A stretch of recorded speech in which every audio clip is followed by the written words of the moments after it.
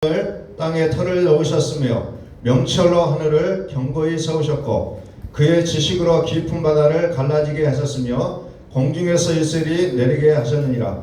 내 아들아, 완전한 지혜와 근신을 지키고 이것들이 네 눈앞에서 떠나지 말게 하라. 그리하면 그것이 네 영혼의 생명이 되며 네 목의 장식이 되리니 네가 내 길을 평안히 행하겠고 네 발이 거치지 아니하겠으며 네가 누울 때에 두려워하지 아니하겠고 네가 누운즉 네 잠이 달리로다.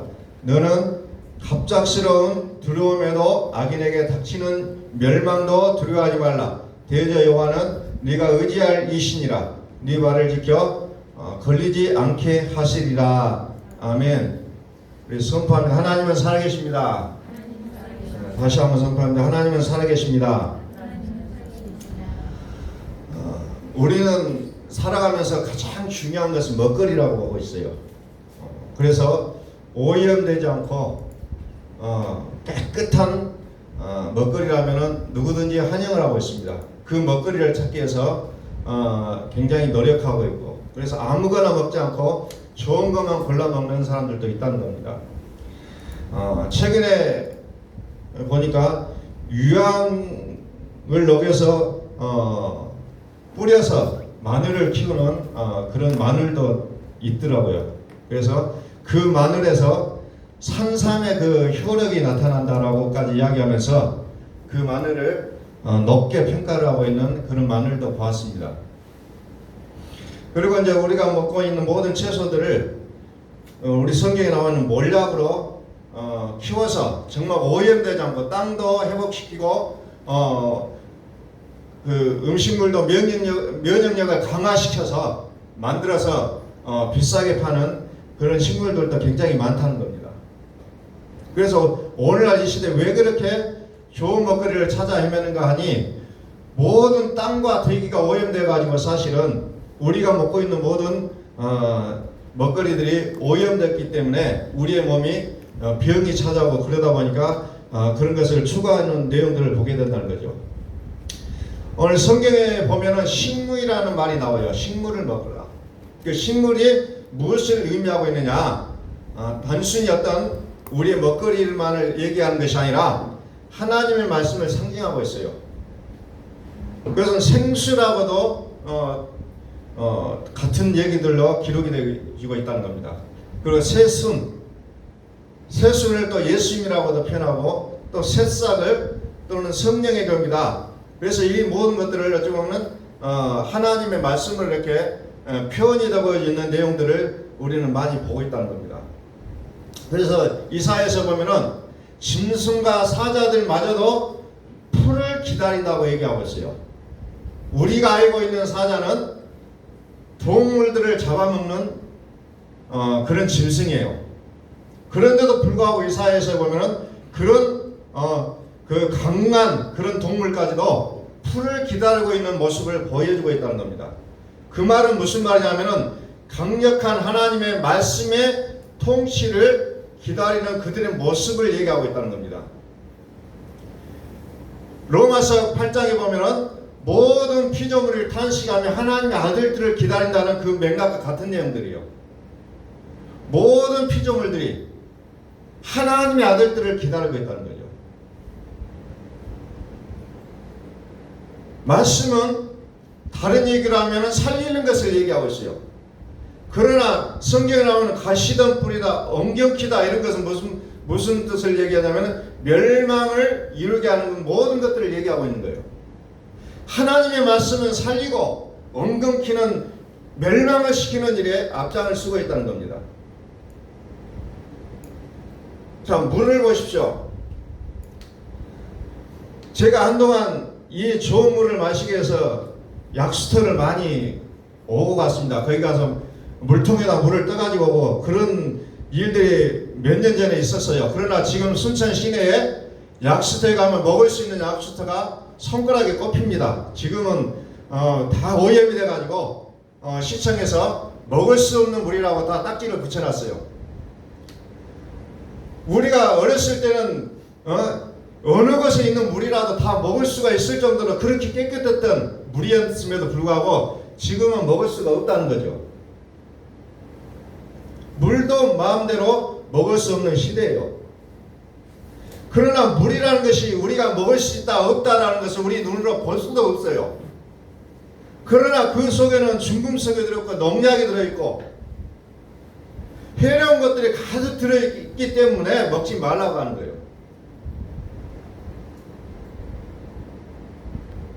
자, 그러면 우리는 하나님의 말씀에 대해서는 어떻게 봐야 되냐?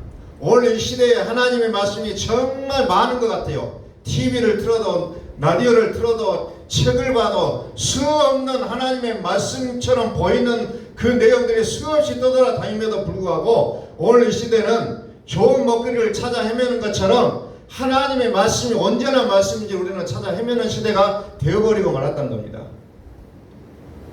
어떤 강단에서 나오는 말씀이 다 하나님의 말씀이 아니라 때로는 거기에는 악이요 덕이요 죽이는 내용들이 가득가득 들어있다는 거죠. 그래서 오늘 우리는 모든 식물을 좋은 식물을 일컫는 말로 유기농이라는 표현을 쓰듯이 오늘 우리는 하나님의 말씀에도 유기농의 말씀이 있는지를 우리는 찾아 헤맬 수 있는 그런 용기도 필요한 시대가 되어버리고 말았다는 겁니다. 아무거나 다 하나님의 말씀이다라고 해서 다 들어서는 안 되는 시대를 우리는 살고 있다는 거예요. 식물이 믿고 먹을 수 없는 것처럼 하나님의 말씀도 믿고 들을 수 있는 내용들이 차츰차츰 그런 부분들이 너무나도 염려되는 시대를 우리는 살아가고 있다는 거죠. 콩도 콩이라고 해서 다 먹으면 안 되고 유전자 변형을 시키는 콩은 철저하게 가려서 먹듯이 우리의 몸에 유익이 되는 그 콩을 가려서 먹듯이 우리의 몸에 유익을 주는 물을 가려서 먹듯이 오늘 이 시대에 우리는 하나님의 선포되어진 말씀들을 우리는 정말 나의 영의 눈으로 보지 않으면 전혀 이제 우리는 구별할 수 없는 그 시대를 우리는 살아가고 있다는 겁니다. 그래서 더욱더 우리는 영적으로도 정말 긴장하고 깨어있어 말씀들을 우리가 분별해야 되는 그런 시대를 살아가고 있다는 겁니다. 자, 건강한 식물을 먹지 아니하면 우리의 몸은 계속해서 병 들어가고 있다는 거죠. 그래서 요즘 그것을 이제 바꾸기 위하여 우리는 우리의 몸을 살리기 위해서 이제 디톡이라는 그런 것을 가지고 우리의 몸을 살려야 된다고 또 외치기도 한다는 거죠. 환경 오염, 대기 오염, 영적 오염. 우리는 새로운 변화를 위해서는 철저하게 인식의 전환이 있지 않으면 옛날에 생각했던 것을 바꾸지 않으면 절대로 받아들일 수 없는 그런 우리의 시스템이 되어 있다는 거죠. 이런 재미있는 이야기를 들었어요. 옛날에 그 트렁크 팬티, 사각 팬티라고도 하죠. 그 팬티가 처음 나왔을 때 어떤 이제 TV에 나왔던 그런 얘기라고 합니다. 어떤 남자가 부인이 참 반바지를 사갖고 왔어요. 왈락달로 반바지를 사가지고 오니까 왜 이렇게 이쁜 걸 사갖고 왔지 하고 이 남편이 그걸 입고 등산을 했다는 거예요. 그래서 사람들이 자꾸 쳐다보고 또 쳐다보고 차를 대중교통을 이용해서 갔는데 사람들이 그렇게 자기를 보더라는 거예요. 왜 볼까 하고 이제 알지도 못하고 또 자기가 같이 다니던 일행들이 점점 그 사람과 떨어져서 다니는 거예요. 그리고 집에까지 왔다는 거예요. 그래서 부인한테 당신이 사다 준 이 반바지를 입고 갔다 온 인기가 그렇게 좋았다라고 자랑을 했다는 거예요. 그렇게 이 부인이 깜짝 놀래가지고 그것은 팬티라고 얘기를 해주셨다는 거예요.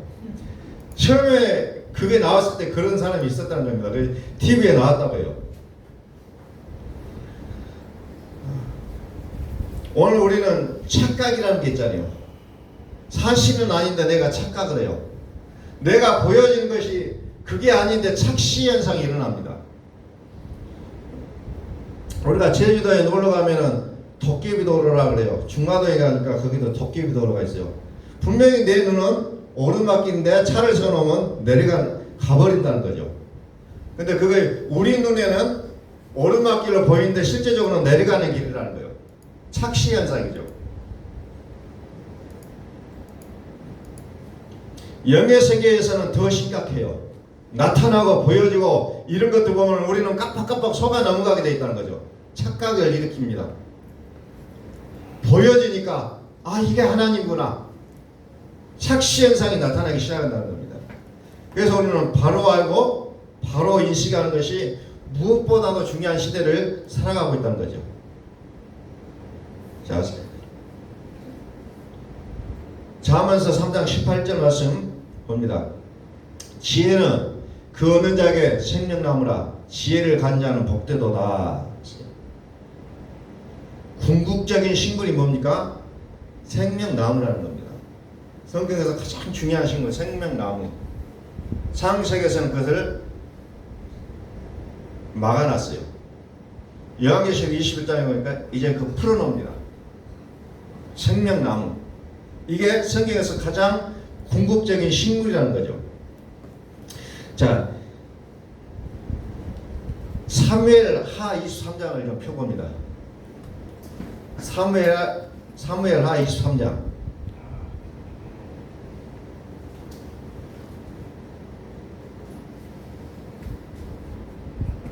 1절. 이는 다윗의 마지막 말이라.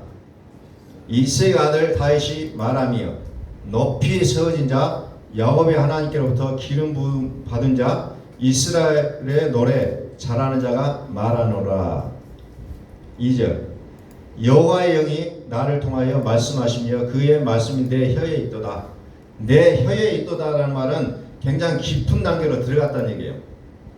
이스라엘의 하나님이 말씀하시며 이스라엘의 반석이 내게 이르시기를 사람을 공의로 다스리는 자 하나님을 경외함으로 다스리는 자여. 이스라엘의 하나님이 말씀하심이며 이스라엘의 반석이. 그래서 여기서 우리는 하나님과 예수 그리스도의 모습을 보게 됩니다. 반석이라는 것은 성경에서 고린도후서 10장 1절의 말씀처럼 이스라엘 백성들이 반석을 쳐서 물을 내서 먹은 것은 먹었다고 얘기하면서 그 반석은 예수 그리스도라고 풀이를 하고 있어요. 그래서 성경에서 반석이라는 것은 이제 예수 그리스도를 이제 상징하고 있는 내용으로 좀 나오고 있습니다.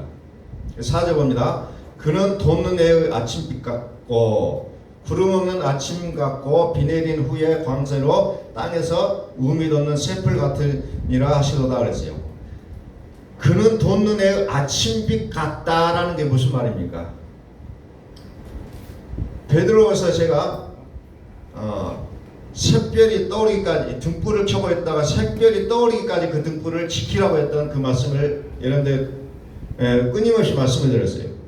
샛별이라는 것은 아침을 얘기하고 있어. 날이 밝았다는 거예요. 여기서 해의 아침빛은 뭡니까? 지혜를 상징하고 있다는 거죠. 지혜는 그리스도라고 했어요. 지식이 있어야 지혜가 있다겠죠. 지식과 지혜. 그는 4절에 그는 누굽니까? 그는 하나님을 경외함으로 다스리는 자를 얘기하고 있습니다. 다스리는 자. 그래서 거기에 새풀이 난다는 거예요. 새풀. 참식물입니다. 참식물. 새풀은 생명나무를 우리가 연상시켜 보면 돼요. 생명나무, 지혜. 그래서 지식은 예수님께서 나의 죄를 깨끗하게 하셨다는 것을 얘기하고 있고, 이제 지혜는 이제 우리가 깨끗해진 나를 의롭게 하게 오신 그리스도를 상징하고 있다 했습니다. 그래서 특별하게 우리가 잠언서를 보면서 지식이 무엇인지 지혜가 무엇인지를 알지 못하면 우리는 온통 잠언서를 나의 생활 윤리로 해석해 버리고 만다는 거죠. 아, 이렇게 살아야 되구나, 이렇게 살아야 되구나 라는 그 부분으로만 해석하게 되어 있다는 거죠. 그러나 거기서 예수 그리스도를 발견하지 못하면 성경은 뭐예요? 일관책과 다름이 없다는 거죠. 그래서 예수님께서 모세오경과 선지서의 글과 시편에 나와 있는 모든 글들이 나에 대하여 기록할 것이라고 했어요. 그래서 성경을 창세기부터 성경 끝까지 예수 그리스도를 발견하지 못하면 그 성경은 무용지물이라는 겁니다. 일반 책과 똑같은 거예요. 도덕으로 풀어서도 안 되고 오직 예수 그리스도로 풀어내지 않으면 성경은 하나님께서 말씀하신 의도와는 상관없는 쪽으로 가게 된다는 거죠. 그래서 이런 쇠풀이 자라기 위해서는 이제 전제가 있었다는 거죠. 그래서 해의 아침 빛 같고 등불과 샛별, 샛별은 새벽별을 얘기하고 있죠. 등불과 새벽별이 있는 것처럼 이 해의 아침빛 같다라는 것은 아침을 얘기하고 있죠. 태양 이제 햇빛이 올라오고 있는 거죠. 등불은 지식이요, 아침빛은 지혜를 얘기하고 있다는 거죠. 그래서 지혜의 예수님, 지식의 예수님, 이것은 같은 분인데 우리가 또 구분해서 보실 수 있는 눈이 있어야 된다는 겁니다. 그래서 이사야서 11장에는 한 싹이 난다고 했잖아요. 한 싹.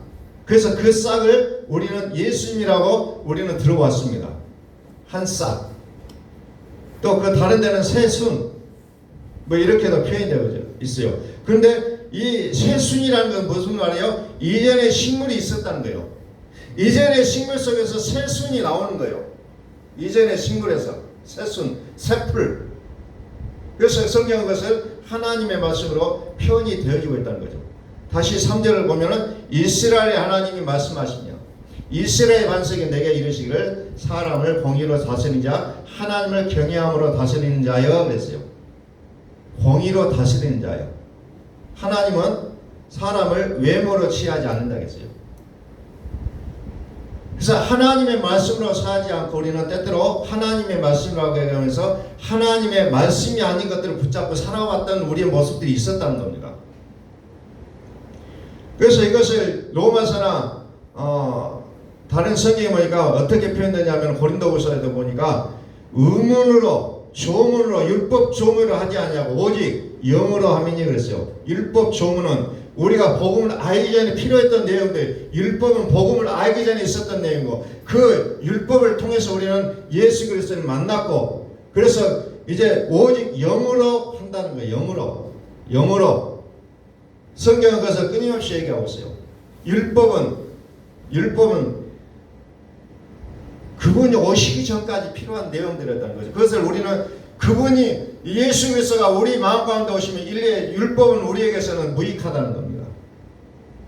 철저하게 우리가 그것을 인정하지 않으면 우리는 다시 율법으로 돌아가는 인생으로 살아갈 수밖에 없어요. 구약이라는 성경을 복음으로 해석하지 못하고 하나님의 말씀이 이렇다라고 그것을 얘기하면서 복음을 말하지 못하고 율법을 강조하고 있는 나의 모습을 발견하게 돼 있다는 겁니다. 새풀 그리고 비 내린 후에 뭡니까? 광선이라고 했죠. 비 내린 후에 광선으로 땅에서 음이 돋는 새풀 같으니 비 내린 후에 광선으로 뭐가 나옵니까? 새풀이 나온다는 거죠. 이제 요즘 장마철이 왔죠. 비가 오면 풀이 나잖아요. 비가 오면 풀이 나요. 비 내린 후에 광선이 풀을 나게 한다는 거예요. 비 내린 후에 광선이. 스가랴서 10장 1절에 보니까 봄비가 올 때에 여호와가 구름을 일게 하시는 여호와께 비를 구하라.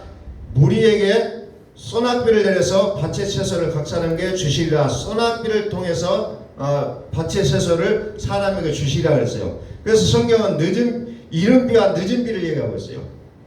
이른비와 늦은비. 이른비와 늦은비가 있어야 식물이 자라난다는 겁니다. 그냥 이른비는 없이 늦은비만 많이 와도 그게 문제가 되겠어요. 그래서 성경은 이 같은 조화들을 만들어가고 있다는 겁니다. 자, 오늘 이 시대는 유기농 식물의 때가 온 거예요. 우리는 좋은 식물을 유기농이라는 말로 표현하고 있다고 했습니다. 그러나 이 유기농 식물의 때에는 믿음이 없는 자는 들어갈 수가 없다는 거예요.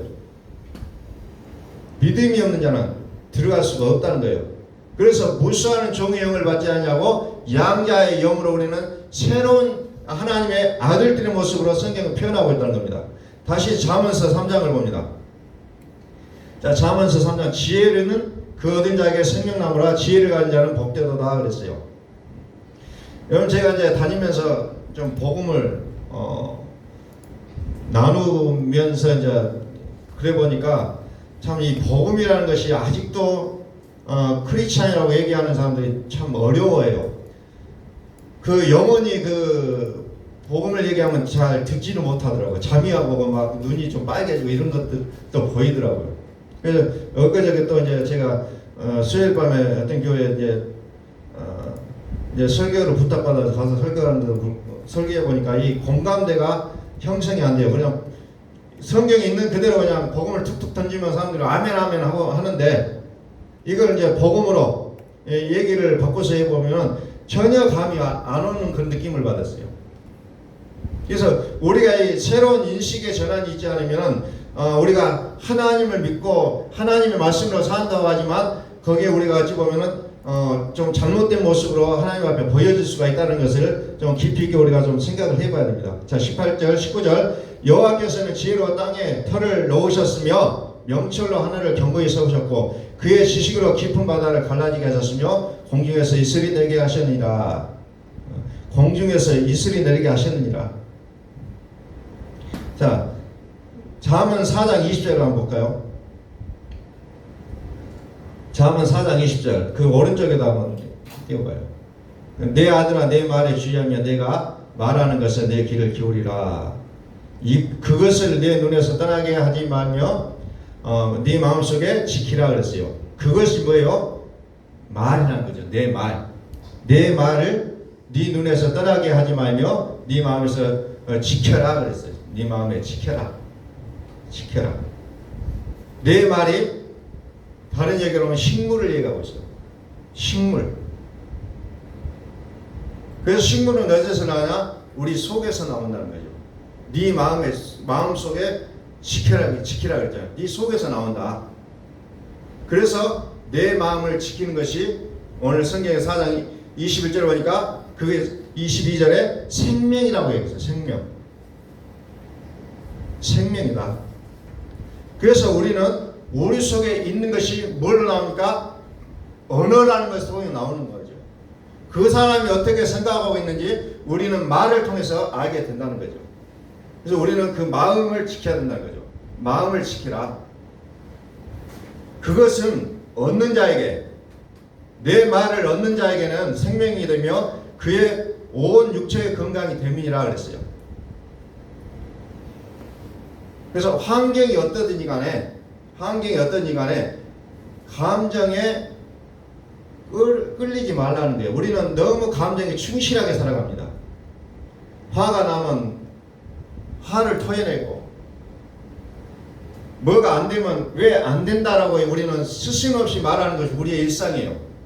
그러나 우리는 그것마저도 환경에 어떤 감정에 치우치지 않고 마음을 지키는 것이 무엇보다도 중요하다는 겁니다. 그렇지 않으면 식물이 나지 않는다는 거예요. 식물이 나지 않으면 뭐가 납니까? 가시와 엉겅퀴가 나게 되어 있다는 거죠. 그래서 우리의 마음의 밭을 어때요? 기경하라고 하잖아요. 왜? 갈아엎지 않는 밭은 엉겅퀴와 가시덤불이 나오게 되어 있다는 겁니다. 저도 농촌에서 자랐기 때문에 잘 알아요. 무엇을 심었을 때는 농작물 있지만 심지 않으면 반드시 나오는 게 가시나무가 나옵니다. 그게 딸기나무가 나올 때도 있어요. 가시 있는 딸기나무들, 산딸기나무. 반드시 가시나무가 나와요. 밭을 심다가 안 심으면. 마음의 밭을 기경해야 된다는 거예요. 갈아엎어야 된다는 겁니다. 그래서 우리가 복음으로 산다는 것이 구체적으로 무엇인가를 이제 우리가 많이 생각해 봅니다. 그 중에 중요한 게 뭐냐면 우리의 말을 지키는 게 중요하다는 겁니다. 말 조심해야 된다는 거죠. 생명이 새어나오는 말이 돼야 된다는 거죠. 나의 말이 사망을 말하게 하고 이런 것들이 나오게 해서는 안 된다는 거죠. 어떻게 하지? 우리는 그런 단어를 많이 쓰잖아요. 어떻게 하지? 왜 이게 이렇게 안 되지? 우리는 생각 없이 그런 말들이 쑥쑥쑥 튀어나오게 돼 있다는 거, 우리 사람이라면. 그런데도 불구하고 성경은 어때요? 이런 말을 뿌리지 말라는 겁니다. 이런 말을 뿌리지 말라. 이런 말을 뿌리면 안 되는 것을 거둘 수밖에 없다는 거예요. 민수기에도 보니까 하나님이 내 귀에 들린 대로 행하신다 그래요. 그러니까 내가 말하는 것이 얼마나 중요한 걸 우리는 누구누구 깨달으셔야 됩니다. 지금 상황은 안 될지라도 되게 하시는 하나님을 붙잡으시라는 거예요. 나의 어떤 능력이 되고 안 되고가 아니고 내가 믿고 있는 그분이 되게 하신다는 것을 믿으시라는 겁니다. 이게 믿는 자의 특권이에요. 왜 안 되지? 이런 말을 하지 마시고 되게 하시는 하나님을 붙잡으시라는 거예요. 내 마음의 감정까지도. 그래서 네 마음속에 지키라 그랬잖아. 네 마음속에 지키라. 너희는 이 마음을 품으라고 그리스도 예수의 마음이니 그리스도 예수의 마음을 붙잡으라는 거예요. 거기에서 하나님의 일이 나타난다는 겁니다. 나의 어떤 능력으로 나타나는 게 아니고 나의 어떤 성실함을 통해서 하나님의 일이 나타나는 것이 아니라 내가 그리스도의 마음을 갖고 있을 때에 거기에서 하나님의 일을 시작하신다는 거예요. 우리는 끊임없이 말씀하셔야 돼요. 안 되게 되어 있어. 그러나 하나님은 하실 수 있어. 우리는 이것을 끊임없이 반복해서 선포하고 해야 돼요. 왜? 우리는 선포하지 않으면 내 마음이 변화되지 않는다는 겁니다. 안 되게 돼 있어. 그러나 하나님은 하실 수 있다. 우리는 일상적인 말로도 말 없는 말이 천리를 간다고 했잖아요. 말이 천냥빚을 갚는다고까지 우리는 이야기를 하고 있어요. 그럼에도 불구하고 말의 그 능력을 실질적으로 믿지 못하고 있다는 겁니다. 나사로야 나오라! 그 말 명령 한마디에 죽었던 나사로가 성큼성큼 걸어 나오는 것을 우리는 믿고 있어요. 그럼에도 불구하고 말의 능력을 너무나도 낮추고 있다는 겁니다. 말이라는 것이 그렇게 중요한 거예요. 자, 22절 다시 봅니다. 4장 22절 그것은 얻는 자에게 생명이 되며 그의 온 육체가 건강이 됨이니라. 모든 지킬 만한 것 중에 더욱 네 마음을 지키라. 생명의 근원이 이에서 남이니라. 구부러진 말을 네 입에서 버리며 비뚤어진 말을 네 입에서 멀리하라. 네 눈은 바로 보며 네 눈꺼풀은 네 앞을 곱게 살펴. 아무리 도깨비 도로가 있을지라도 우리의 눈이 착시현상을 일으키지 말고 눈을 바르게 잡으라는 거예요. 눈을 바르게 잡으라. 착시까지도 이제 바르게 잡아야 된다는 것을 얘기합니다. 다시 말해서 그것은 우리의 육체적인 눈으로 보면 그렇게 보일 수밖에 없지만 영의 눈으로 보시라는 거예요. 누가 뭐래도 어떤 환경이 있을지라도 흔들지 않아야 된다는 겁니다. 그게 믿음의 뿌리가 견고하게 세워져 있는 사람의 모습이라는 거예요. 잠언서 3장 또 갑니다. 잠언서 3장에 보니까 21절 내 아들아 완전한 지혜와 근신을 지키고 이것들이 내 눈앞에서 떠나지 말게 하라. 그리하면 그것이 내 영혼의 생명이 되며 내 목의 장식이 되리니 네가 네 길을 평안히 행하겠고 네 발이 거치지 아니하겠으며 네가 누울 때 두려워하지 아니하겠고 네가 누운즉 내 잠이 달리로다. 이렇게 얘기합니다.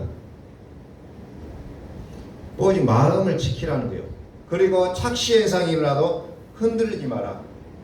우리는 보통 신앙생활을 하면서 무엇을 얘기합니까? 보여지고 나타나는 것. 이것을 굉장히 중요하게만 여깁니다. 물론 그것들을 통해서 내가 신앙을 알아갈 수 있어요.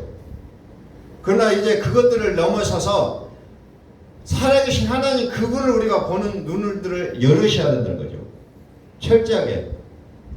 여전히 내가 어렸을 때 그 믿음을 갖고 있는데도 불구하고 성인이 된 믿음이 됐을 때는 그것으로 살지 말라는 거. 오직 하나님의 말씀의 뿌리를 내리라는 겁니다.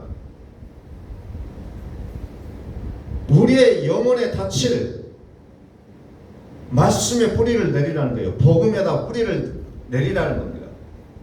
항상 옛날이나 지금이나 보여지고 나타나는 것에 의하여 나의 믿음이 좌지우지 되지 말고, 나의 감정에 의하여 좌지우지 되지 말고 오직 그리스도의 마음을 품으라는 겁니다. 먹거리가 오염되어서 많은 사람들이 경기하고, 요즘 우리 한국의 그 환경의 시각이 9시 35분이라고 얘기하고 있어요. 제가 그 얘기가 뭔지를 몰랐습니다만은, 이제 그게 이제 환경이 파괴될 시점이 가까웠다는 얘기 아니에요. 9시 35분이면 곧 12시가 된다는 거예요. 그래서 환경 운동을 하고 무엇을 하고 하는데, 이 영적인 오염은 심각하게 받아들이지 않고 있는 이 시대를 우리는 살아가고 있다는 겁니다.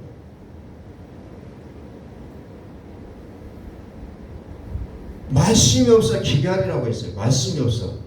풍성한 것 같지만, 오늘날 우리 시대를 살아가는 우리가 먹거리가 풍성하지만 모든 먹거리가 오염되어 있듯이, 하나님의 말씀이 풍성한 듯 보이지만 이 영적인 오염은 심각하다는 겁니다.